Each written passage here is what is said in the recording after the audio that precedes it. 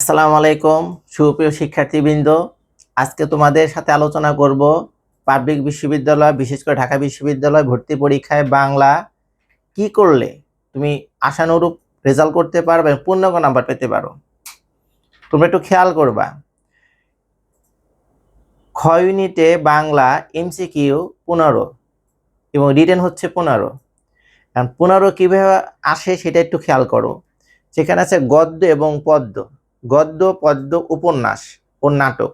এখান থেকে সাধারণত আশা করা যায় 8 থেকে 7টা প্রশ্ন আসে এবং ব্যাকরণের বাকি অংশ থেকে আসে। তো একজন দুর্বল শিক্ষার্থী যদি মনে করে আমি বাংলায় সর্বনিম্ন 10 পাইতে চাই, কী করণীয় উচিত? তার একটা মাত্র কাজ, পাঠ্য বইয়ের গদ্য এবং পদ্যগুলো বারবার রিডিং পড়া। তো আমাদের একটা সমস্যা হয় যে একবার পড়লে আর পড়তে চাই না। তুমি যদি মনে করো এটা আমি খুব ভালো পারি, তাহলে ওটা 2বার পড়বা। আমি ভালো পারি তাহলে 1বার পড়বা। এবার আসি আমার মূল আলোচ্য বিষয়। এখন প্রশ্নটা ঠিক এরকম, যদি বলি এরকম, ঋতু বর্ণন কবিতায় কয়টা ঋতুর কথা বলা হয়েছে, কয়টা ঋতুর বৈশিষ্ট্যের কথা বলা হয়েছে, এইটা একটা প্যাচ লেগে গেল। অনেকে বলবা স্যার এটা তো 4টা, কেউ বলে 6টা। আসলে বৈশিষ্ট্য হলে হবে 4টা। এইভাবে আমরা খেয়াল করব। অনুরূপভাবে খেয়াল আসতে পারে 1903 সালে জসীমউদ্দিন জন্মগ্রহণ করেছিল, কিংবা কোন কবি জন্মগ্রহণ করেছিল, বা কোন কোন কবি জন্মগ্রহণ করেছিল, এটা খেয়াল রাখতে হবে। যাই হোক, আর ব্যাকরণ থেকে কি আসে? সাধারণত আসে হলো ধ্বনি। ধ্বনি থেকে একটা প্রশ্ন সাধারণত আসে। 2 নাম্বার বানান 100 ভাগ আছে। খেয়াল করে দেখো, যারা গ্রামারে খুব দুর্বল, মনে করো আমি গ্রামার কিছুই পারি না, তাদের প্রথম কাজ হলো ধ্বনিটা বারবার পড়া। ধ্বনি মানে যে স্বরেয় স্বরে ক খ গ ঘ, ওই জায়গাটা ভালো করে পড়বা। ধ্বনির উচ্চারণ কোনটা, বাস সহজ হয়ে গেল। আর হচ্ছে বানান, সেটা থাকবে, ইন্টার তোমাদের সিলেবাসে ছিল, বানান থাকবে, 100 ভাগ থাকবে। তাহলে আমরা দুইটা, আমাদের সাধারণত 6 থেকে 7টা প্রশ্ন থাকবে গ্রামার থেকে। তাহলে ধ্বনি আমরা কনফার্ম পাচ্ছি, বানান কনফার্ম পাচ্ছি, আর সাধারণত সমাজ থাকে, সমাজটা বারবার করবা।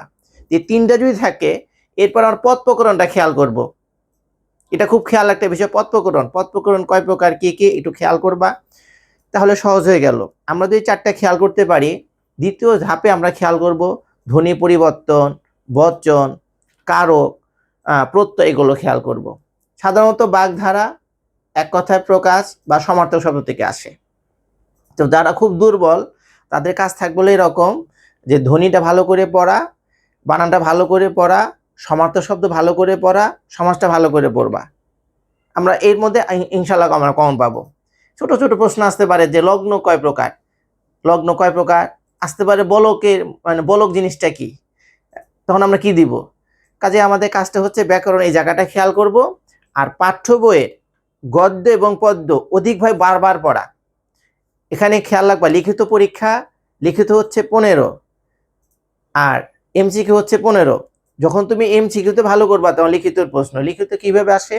সাধারণত গদ্য পদ্য থেকে একটা উদ্দীপক তুলে দিয়ে সেখান থেকে 5 নাম্বার থাকে। সারাংশ বা সারমর্ম থেকে 5 থাকে। খেয়াল রাখো, সারাংশ বা সারমর্ম, একটা অনুচ্ছেদ দেওয়া থাকে, কিংবা ভাব সম্প্রসারণ দেওয়া থাকে। এগুলো খুব একটা কঠিন না, মোটেও কঠিন না।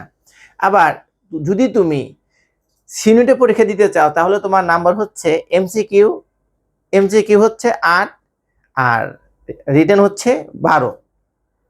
এমসিকিউ 12, রিটেন হচ্ছে 8। খেয়াল করো, এমসিকিউ 12, রিটেন 8।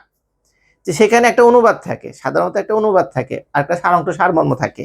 সাধারণত এইটাই থাকে সিউনিটে। আর তাদের একই অবস্থা, গ্রামার থেকে থাকে 4 অথবা 5, আর অথবা গদ্যপদ্য থেকে থাকে 6 অথবা 7।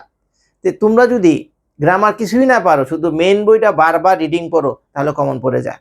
তা আমাদের কাজ থাকবে, তোমরা যারা পাবলিক ভাষা পরীক্ষায় বাংলায় পাস করতে চাও, প্রথম কাজ হলো, আমরা যে গদ্য পদ্য 12 বছর একটা স্বপ্ন লালিত করে রাখছি, পাবলিকে 12টা বছর স্বপ্ন দেখছি আমরা পাবলিকে পড়বো। 2 বছর তোমরা যে গদ্যগুলা পড়ছ, এখন সেটা বারবার পড়ো। গদ্য পদ্য ভালো করে পড়তে সহজ হয়ে যাবে। আমি তোমাদের 3টা প্রশ্ন করি, দ্রুত উত্তর দিবা। লাল সালু উপন্যাসের চরিত্র কয়টা? লাল সালু উপন্যাসের চরিত্র কয়টা? দেখো তো পারো কিনা। যদি এরকম বলি, সোনার তরী কবিতায় মহাকালের প্রতীকটা কি, কিংবা বিদ্রোহী কবিতা চরণ কয়টা, এটা কবে প্রথম প্রকাশিত হয়েছিল, এগুলা তোমাদের মুখস্থ থাকা চাই। তোমাদের সুমঙ্গল কামনা করে আজকের মতো শেষ করছি। আসসালামু আলাইকুম।